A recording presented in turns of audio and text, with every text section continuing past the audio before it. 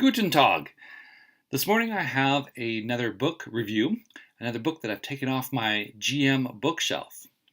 And this book today is called The Tasks of Tantalon, and it is written by Steve Jackson, the UK Steve Jackson, and it's a puzzle book. It's not a game mastering book per se, but I find it very inspirational and it's a pretty cool book. So it's found its way on my GMing bookshelf because it always inspires me when I flip through the pages.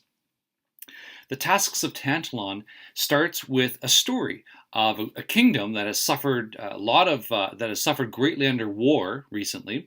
A wizard has become the kingdom's leader, but his strength is fading and he needs to find a successor.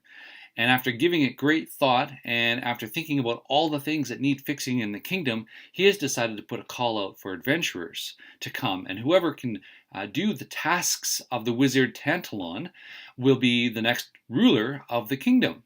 And so that's the basis of the story. And within the book, each of the pages has beautiful illustrations and fantastic art. And this would be an example of one of the tasks. This is the first task.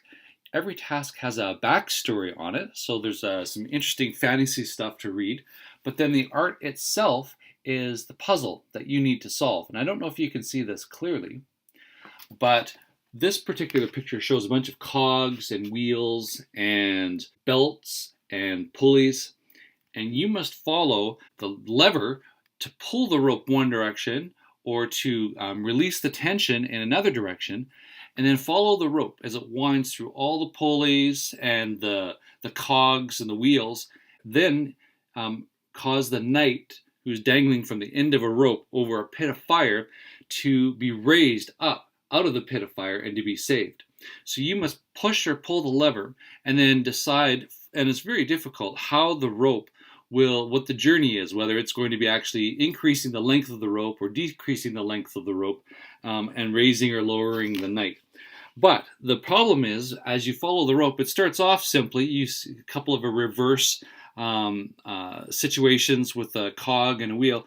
Then it goes sideways because they're using some pretty good construction here, where I don't know all the names of the parts, but one wheel has notches and another wheel has pegs, and so you turn the rope suddenly changes direction 90 degrees because of that, and it does that.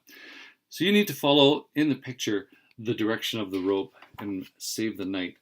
And in other pictures, you have to spot duplicates. You have to, just the variety of puzzles are not like a constant stream of hidden object games. There's some actual gamesmanship and a variety of puzzles to this.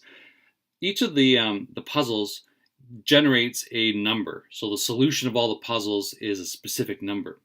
And once you go through the 12 tasks of Tantalon and are on the precipice of saving the kingdom, then the book itself, all the pages in the book, which have secret codes and puzzle clues in the corners and in the borders, you must then use the book itself to solve the final numeric puzzle and come up with an ultimate number that will then be the true salvation of the kingdom.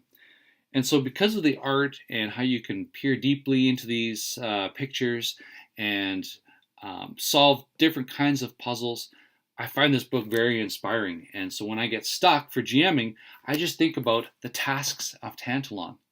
And the most interesting thing is that I found several on Amazon right now through used booksellers who put up their inventory on Amazon for 1 cent. It's not a high in-demand book, but if you can afford 1 cent plus, I think it was $3.99 shipping within continental US, then this book could be yours and on your bookshelf too. Get the Tasks of Tantalon.